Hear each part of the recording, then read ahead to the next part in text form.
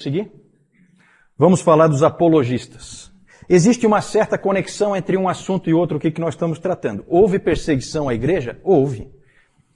Perseguição física nós falamos.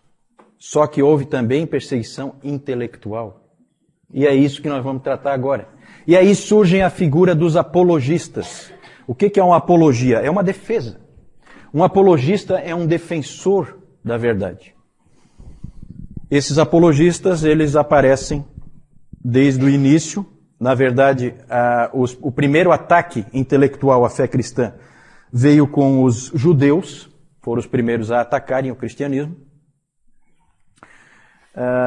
E lá no Novo Testamento nós já vemos como é que é a linha de defesa do cristianismo em relação aos judeus.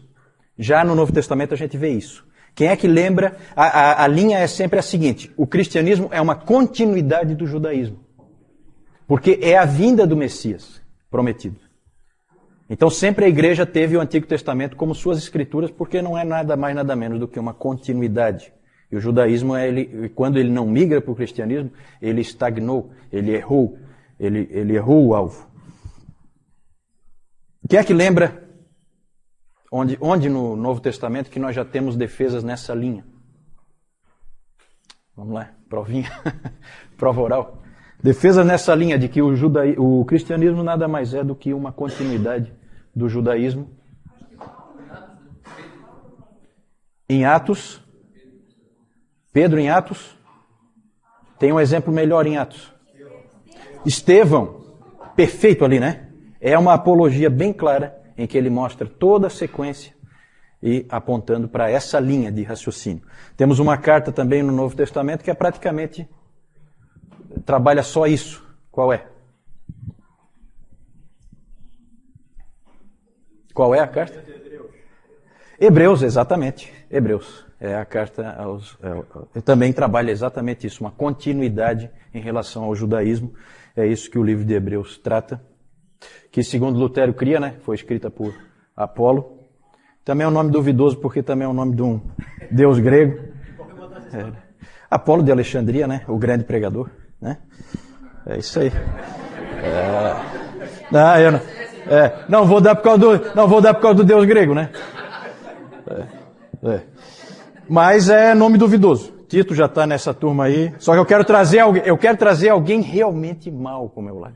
Eu já trouxe o Augusto e quero ver se trago mais alguém. Rafael é anjo, né? Não, esse aí escapou, Esse aí escapou. E essa briga com o judaísmo continua depois, não é só no Novo Testamento, não. Há um ataque muito, muito forte de alguns judeus. E um livro que existe da Antiguidade é um livro do Justino Mártir, em que ele conta, Justino Mártir é um pai da igreja, ele conta de um debate que ele teve com um judeu helenista chamado Trifo. O nome desse livro é Diálogo com Trifo, e é um livro muito interessante, há um debate entre os dois, muito bom, em cima das escrituras. O Justino começa a trazer todo o texto possível e imaginável, tem até uns fatos pitorescos, que ele traz um texto lá de Salmo 96:10, que ele vai e cita e acha que está abafando, que é Salmo 96:10, ele pega e diz pro Trifo o que ele tinha a dizer daquele texto, que diz assim: dizei entre as nações, do madeiro reina o Senhor. Salmo 96:10, do madeiro reina o Senhor. Então, Jesus Cristo reinando da cruz. Aí o Trifo foi pegar a Bíblia dele e falou assim: isso aqui eu não tenho aqui não. Na minha Bíblia não está escrito assim não. Na minha Bíblia, Salmo 96:10 diz: dizei entre as nações, reina o Senhor. Exatamente. Aí o Justino dá uma de esperto e fala: tá vendo? Isso aí são esses rabis de vocês que já foram lá e tiraram aquele pedaço ali. Quando na verdade não era nada disso, era algum escriba cristão que tinha incluído um pedaço ali, né? E o Justino estava com essa cópia que não estava fiel ao original, e o Trifo tinha o Velho Testamento em hebraico, e o Justino tinha o Velho Testamento, a Septuaginta, a versão em grego. Já com esse copista que achou que estava abafando, né, botou lá em homenagem ao Senhor do Madeiro e tal. E são fatos pitorescos assim. Esse debate durou 2 dias e ninguém conseguiu mudar a posição do outro, mas é impressionante nesse livro, eu nunca vi o livro, mas tem os testemunhos nesse sentido, de que houve um tratamento extremamente cortês entre eles, um tratamento em excelente nível, eles se tratam como amigos no final, é uma situação que não perdurou no futuro. Depois a relação cristãos e judeus passou a ser péssima, né? Os rabis lançaram lá o tal do Talmud babilônico, atacando e jogando anátema para todo lado em cima dos cristãos, e os cristãos começaram a usar expressões do tipo assassinos de Cristo para os judeus, né? João Crisóstomo, um dos pais da igreja, foi um desses que utilizou esse nome e perpetuou esse nome aí. Quem são os judeus? São os assassinos de Cristo. Então a situação se deteriorou. Agora o judaísmo, houve então esse tipo de conflito aí com o judaísmo, mas o principal é com o paganismo. Pode passar ali. E aí nós temos várias obras da antiguidade aí, escritas por cristãos, para defender o cristianismo. Nós temos essa Epístola a Diogneto. É um material muito interessante, com uma boa visão da graça, porque uma coisa que é interessante dessa época aí da história da igreja é que ninguém entendeu a graça. Ninguém. Tinha que esperar chegar Agostinho para entender Paulo, porque ninguém tinha entendido Paulo. E essa epístola chega perto. E ela é muito bonita, ela usa a expressão de que os cristãos são a alma do mundo. Ela tem, assim, momentos bem interessantes. Esse Octávios de Minícius Félix é a história de um diálogo entre Octávios e Cecílius. Esse Octávios era cristão e ele, então, começou a discutir com esse Cecílius. E ele acaba convertendo os Cecílios. E é interessante que, já naquela época, quando você pega esse material, que é lá do 2º século, você já vê os mesmos ataques à fé cristã que existem hoje. É impressionante como é sempre as mesmas coisas que se diz. Não há, assim, novidade, né? É sempre a mesma coisa. Esses ataques que vinham de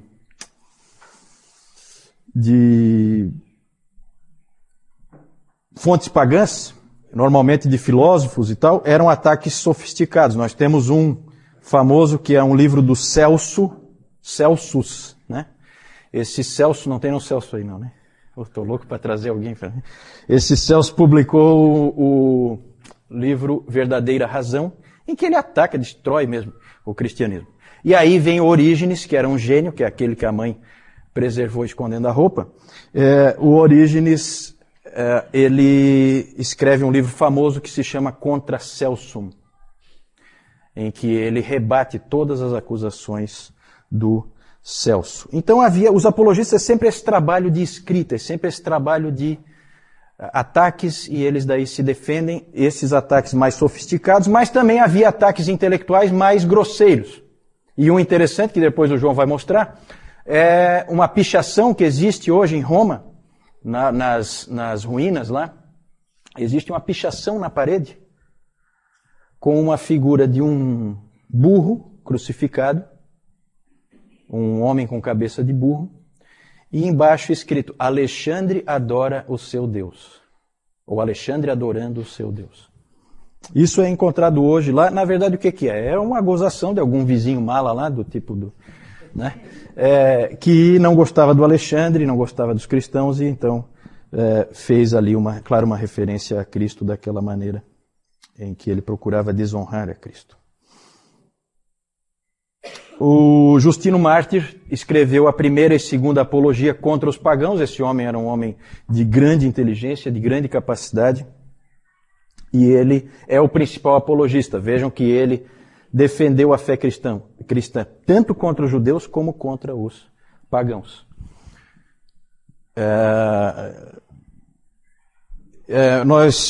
Na verdade, nós temos que agora parar para pensar um pouquinho porque a relação entre o judaísmo e o cristianismo é evidente, é simples de ver. Mas a relação entre o cristianismo e o paganismo é um pouquinho mais complicada. E aí havia um problema, havia uma dificuldade. Como tratar a cultura em que a igreja está inserida?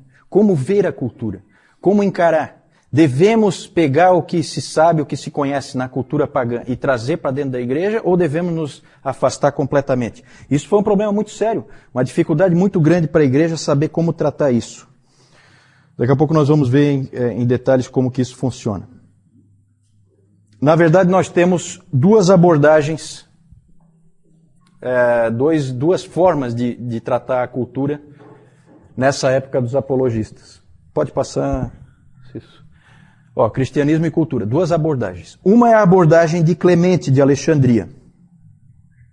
Clemente, como um homem de Alexandria, evidentemente ele tinha em alta conta todo o conhecimento que já existia, conhecimento pagão, todos os escritos filosóficos, tudo para ele era de grande valor. E ele, então, ele enxergava assim, quando ele era perguntado se os cristãos deveriam repudiar todas essas coisas ou abraçá-las, o Clemente respondia: se alguém precisa de comida, deixe-o ordenhar a ovelha. Se precisa de roupa, deixe-o tosquiá-la. Da mesma forma, deixe-me usufruir da erudição grega. Ele achava que todos os filósofos pertenciam aos cristãos, que aquilo tudo era dos cristãos, e que aquilo tudo era para ser usufruído pela igreja, e não jogado fora. Essa era a postura do Clemente de Alexandria. Não é à toa que venha de Alexandria esse pensamento. E o Justino Mártir tem uma frase famosa dele, em que ele dizia que onde quer que haja verdade, ela vem de Cristo e pertence a nós. A mesma atitude. É verdade? É nossa. Então vamos pegá-la para nós. Essa é uma atitude, a atitude de integrar essas coisas no cristianismo. E a outra atitude, saindo de Alexandria, que é no norte da África, e indo mais para o ocidente, mais para o oeste, nós chegamos em Cartago, também no norte da África, e lá nós encontramos Tertuliano. E Tertuliano tem uma postura oposta. Ele acha que não deve haver nenhum vínculo entre a igreja, entre a fé cristã e a filosofia grega, o pensamento dos pagãos. Quem é que está certo? Pergunta difícil.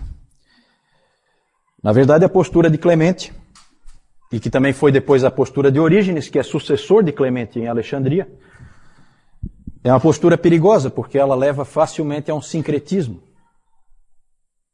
Parecido com o que existe hoje em dia, né? Quando a gente pega e inclui a ciência dentro da igreja, e aí acontece coisas como a que o Nilton pregou hoje de manhã, de pessoas que misturam o relato bíblico com o evolucionismo, ou então no tratamento das vidas das pessoas na igreja, você começa a misturar a palavra de Deus com a psicologia, por exemplo. No fim você não sabe se você está realmente tratando pela psicologia ou pela Bíblia, você já não sabe mais. Começa a haver uma mistura, começa a haver um sincretismo, e não é à toa que em Alexandria floresceu o gnosticismo valentiniano, porque você acaba abrindo o caminho para todo tipo de sincretismo, mistura de religiões. Cartago, nós temos Tertuliano. Tertuliano é uma grande figura da história da igreja, já citei ele várias vezes aqui. E esse Tertuliano, ele foi um homem que ele era um advogado, ele se converteu mais ou menos na meia-idade, com em torno de 40 anos. E ele era um homem muito enérgico, muito combativo, gostava de uma briga, e grande orador, grande pregador, extremamente dogmático, firme nas suas posições, e ele não gostou nada da atitude que Alexandria tinha em relação aos gregos. Ele disse, eu tenho aqui uma frase dele, deixa eu ver onde é que está. É uma famosa frase, que talvez vocês já tenham escutado. O Tertuliano tem várias frases famosas, em que ele pergunta o seguinte: o que tem Jerusalém com Atenas? Já ouviram essa frase? É dele. O que é que Atenas tem a ver com Jerusalém? O que é que tem a academia com a igreja? O que é que tem os hereges a ver com os cristãos? Essa era a posição dele. E o Tertuliano, na verdade, ele era um pouco exagerado. E nessa posição dele também tinha problema. Na primeira nós tínhamos esse problema do sincretismo. Começa a misturar tudo, no fim você já não tem mais um cristianismo puro. E no caso do Tertuliano, você tem um isolamento da igreja em relação à cultura. Ele se isola. E você começa a ter um cristianismo estranho. E o Tertuliano tinha umas frases que não ajudavam nada. O Celso criticava, o Celso que eu falei antes, um crítico dos cristãos, ele criticou no seu Verdadeira Razão, ele disse o seguinte, que os cristãos dizem, não faça perguntas, apenas creia. Isso para o Celso era inadmissível. E o Tertuliano, acho que ele ia um pouco nessa linha, porque olha só essa frase dele, que sempre deixou todo mundo estupefato. Ele dizia assim, eu creio porque é absurdo. O Filho de Deus morreu. Isso é crível porque é uma tolice. E ele foi morto e ressuscitou. Isso é certo porque é impossível. Esse tipo de atitude não ajudava nada, porque, na verdade, pessoas como Celso achavam isso uma coisa irracional. E o cristianismo não é irracional. Então esse aí é um outro extremo que o Tertuliano foi, que também não foi muito legal. O Tassiano, que é outro pai da igreja, esse foi pior ainda, ele era mais radical ainda. E o monasticismo medieval, os monges medievais, não foram numa direção muito diferente, não. Eles foram mais ou menos nessa direção aí. Tem aquele livro, O Nome da Rosa, do Umberto Eco, que eu nunca me atrevi a ler, porque dizem que é terrível de ler, né? Porque ele escreve um monte de línguas diferentes, porque cada monge fala numa língua diferente. E tem até um monge lá que fala todas as línguas juntos, né? Ele sabia tantas línguas na história do Umberto Eco. Ele sabia tantas línguas diferentes que no final ele não sabia falar nenhuma. Então tem trechos lá em que esse monge fala que daí ninguém entende nada porque é misturado as várias línguas. Então é uma coisa esquisita. Mas nesse livro, o filme dá para assistir, né? O livro é complicado de ler. Mas ali tem a história gira em torno de um monge que queria dar um jeito de se livrar das obras de Aristóteles. Certo? Então é dentro dessa atitude aqui do Tertuliano. Certo? Ele queria se ver livre das obras do Aristóteles. O livro gira em torno desse tema. Né? Quem é que está certo? Quem está certo? Vejam bem, gente, aqui a gente tem que pensar assim, a igreja é uma só. Quando um cara lá em Alexandria fala uma coisa, me afeta aqui. Porque não existem várias igrejas, existe uma igreja única. É a igreja católica, que nós falamos antes. Essa época ainda é uma época em que a igreja é uma só. Então um se preocupa com o que o outro pensa. É diferente de hoje em dia em que todo mundo é meio independente e tal, a igreja é toda dividida. Não, nesse tempo não. Quem é que será que estava certo? Para que direção a igreja deve ir? Isso foi difícil. E não existe resposta fácil para isso. Na verdade, esse problema do cristianismo em relação à cultura sempre foi um problema. E é um problema hoje ainda. O quanto da cultura você aceita, o quanto não. Você pode assistir um filme de Hollywood? É errado um cristão fazer isso ou é certo? Um irmão vai dizer que é errado, outro irmão vai dizer que é certo. Um irmão diz que podemos usufruir disso, o outro vai dizer que não. O problema continua, gente. O problema continua. Pode passar? Existe uma classificação interessante do Richard Niebuhr, em que ele classifica assim a relação dos cristãos com a cultura. Isso a gente vê ao longo da história da igreja, vai aparecendo esse tipo de tensão. Existe a situação Cristo contra a cultura. Quem é que tem esse tipo de situação que nós já vimos aqui? Tertuliano. Cristo contra a cultura, bem típico.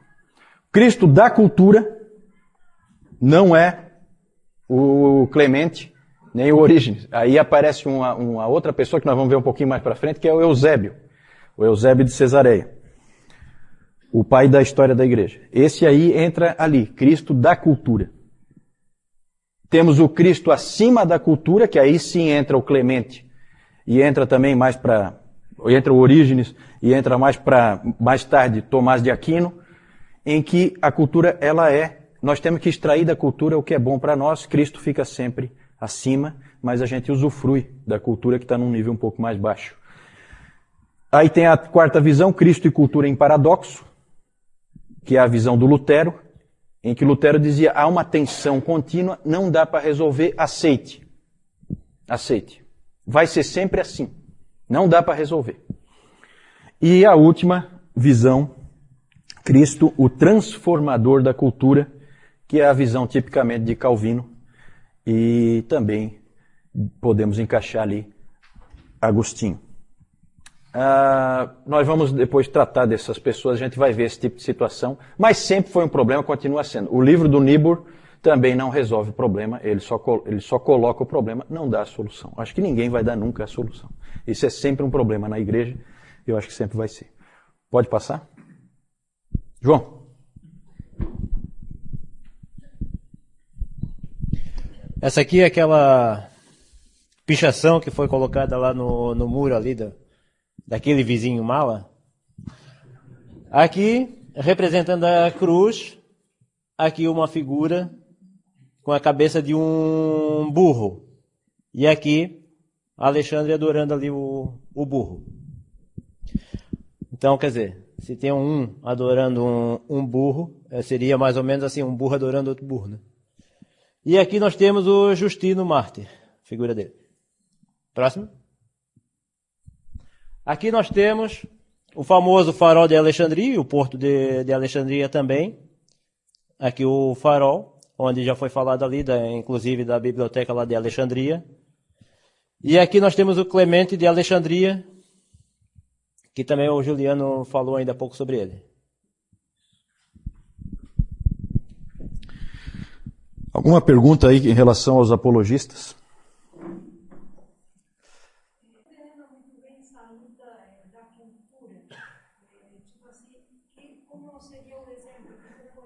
A primeira é em relação ao que quer dizer, o que se quer dizer exatamente com cultura.